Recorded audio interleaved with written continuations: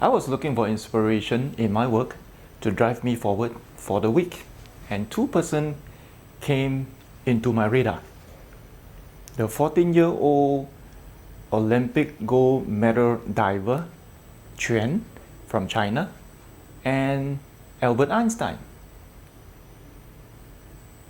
What impresses me about the 14-year-old diver is that from young, the diver has basically focused on doing one thing and one thing right, and being an expert at what she does. At a very tender age, she beat the world champion, also from China, in the diving event, and at the same time very, very humble. All she ever wanted, the 14-year-old, was to be able to find an income for the mom and the grandfather to be treated for their illnesses. How noble is that? Today, when we're at the lockdown, many of the business owners, many of the aesthetic business owners, in fact, have basically lost the direction, have basically lost the direction. The sale has went haywire, but sometimes let's look back at the stories that unfold before us. What's so interesting about the 14-year-old is that she has faith in the things she do in a very calculated manner. Every day, dive, dive, dive, dive, dive. And also because she has childlike faith. Many a times when we get older and more experience in the business world, we tend to be crowded. In the business program that we actually run, we actually go through the steps to say the very first thing you want to do is to be able to identify the client and to have a clear and authentic offer. Sometimes when we look at little children, they are so pure. They are living things by faith. Why cannot we do it?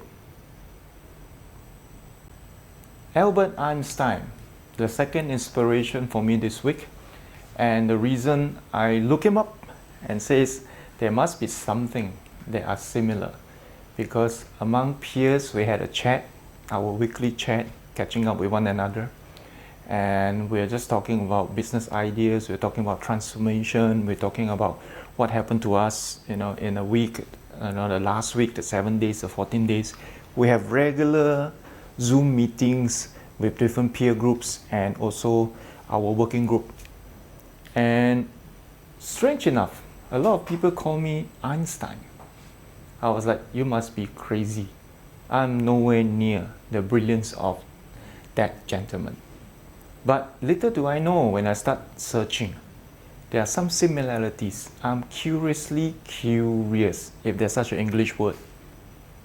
And at the same time, my imagination is beyond my age.